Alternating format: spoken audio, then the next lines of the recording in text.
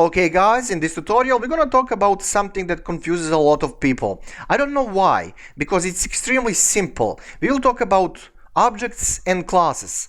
Classes are like general blueprints, general templates, and based on those templates you can create individual concrete thingies. Okay, so let me explain this with the help of absolutely awesome MS Paint, right, so let's create a basic shape, something like this, okay, with this color. Okay, so this is a class. It's absolutely empty, but technically, let's say, very described shape.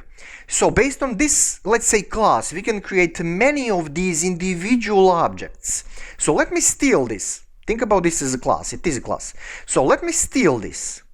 So this is like a engine in a car or a car chassis. It is absolutely basic stuff, and based on the basic stuff you're gonna build more concrete stuff. So we're going to copy paste this, let's say, I don't know, like 4 times for simplicity reasons. Now these things are objects based on this general basic characteristic, which is a class. So this is generic shape as a class, and these things are individual, so you can build more on these thingies. What more? Well, in this case, for simplicity reasons, I mean, what else can you do in MS Paint? We are just going to use different colors to, use these objects for something useful. So think about this as a class, as a basic stuff, and all these individual objects, they are based on a same base, on a same class, so we can do something with them more. So this is a base, and this is a result on that base. Let me repeat. This is a class, this is a base, this is a blueprint, template, call it whatever you like, and these things are like concretely done objects. Cars, some kind of products, I don't know, something concretely done based on something else, something that is generic, something that is based. Yeah, I know that my artistic skills are awesome, so let me just go to Eclipse to do something with the code. So let's create something here outside of main method. This will be integer x and value will be 10. Okay, so this thing is in class main. Now we are going to create object, and that object will have access to this x. Okay, so to use something that is inside the class, first you need to create object, and once when you create it, then you can use that x in the main. How we are going to do that? Well, this is extremely easy. Main is a class where we do have that x. We will access that x through some kind of object that we are going to create. What will be name of object? It's totally up to you. So I'm gonna call it first obj. I don't know, call it whatever you like. Equals, and now we need to use this, which is new. Okay, so this is a keyword, this is a part of programming language. So this is why we have dedicated color, just like we have with public, static, void, int, and so on. So this is part of Java. Is it enough? No. We need to say main again, uppercase main, because this is the name of class where we have x, and then parentheses, and then semicolon. Okay, and that's it. Now you have that one object created. Why do you need it? Because you want to access x through that object.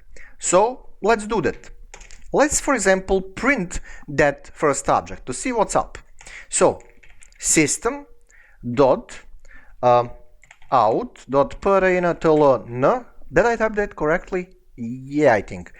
Print line, and when I say first obj, down there I'm gonna get like a general identifier of that object. Sorry. Let me grab a little water. Right, I'm back. Let me run this, and we're gonna have weird stuff.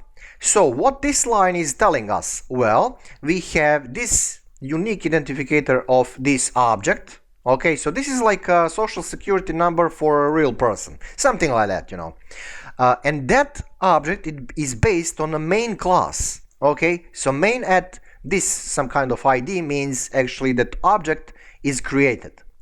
Well, how many times you can use it if you need it, which is, I don't know why you need to use this, but why not? So 3 times you're gonna get identifier of that object.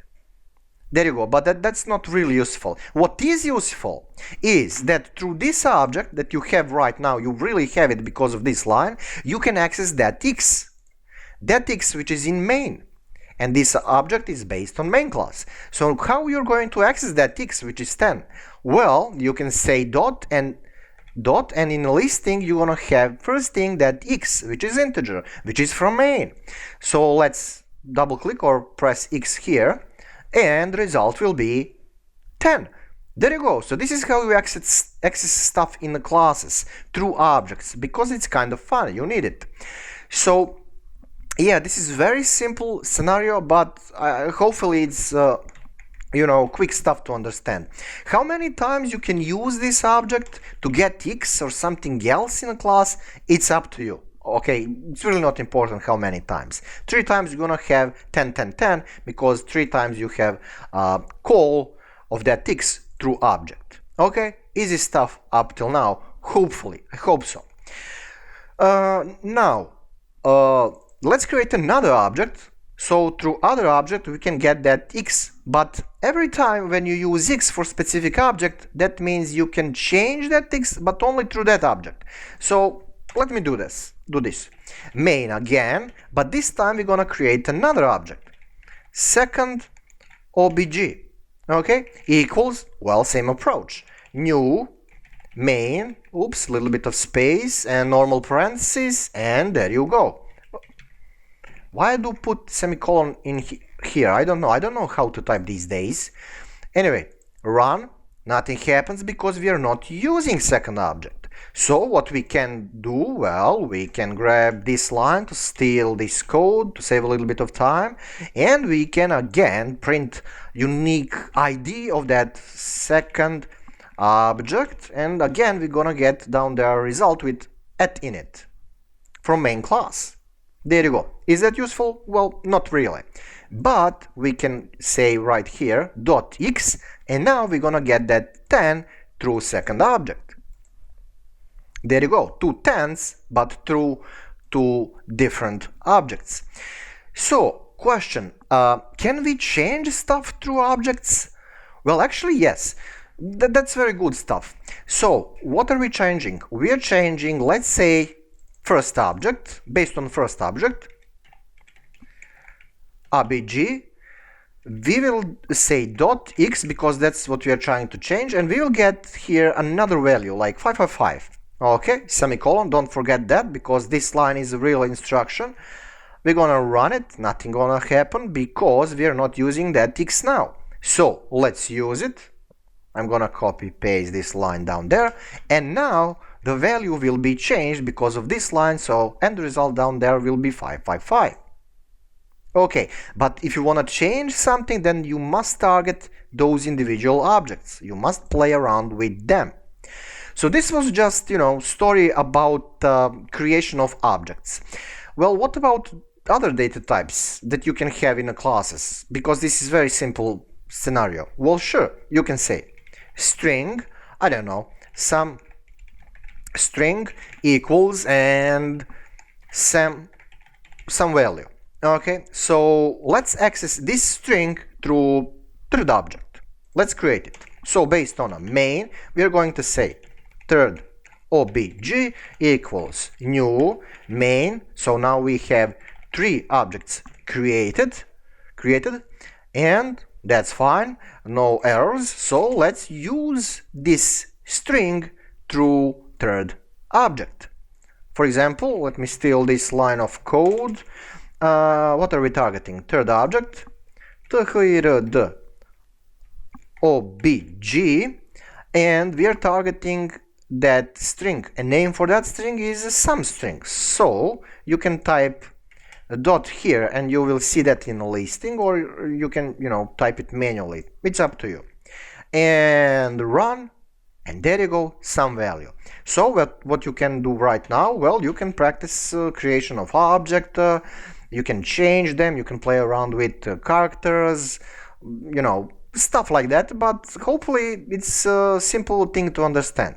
So 10 minutes tutorial. I don't want to talk about objects anymore, well, at least for now. So in next tutorial we're gonna develop on these things a little bit more, but I'm definitely sure that you know why classes and objects are useful now. Bottom line, this is kind of base, and if you want to use it, change it, you're going to create objects, and through objects you're going to have access to all these things in this like a templates or something. If you don't understand these things, give yourself a little bit of time, 2 days, 2 months, I don't know, 2 weeks. Look, it's really not important. You're going to understand it after a couple of lines of practicing. And you're gonna have this also in many other programming languages, so it's not just about Java, okay? So yeah, thanks for watching. This tutorial was a little bit longer than I thought that it will be, but well, hopefully you understand this. Okay, where is my paint? Man, I'm so artistic, something like Picasso. Right, thank you, see you next one. Ciao.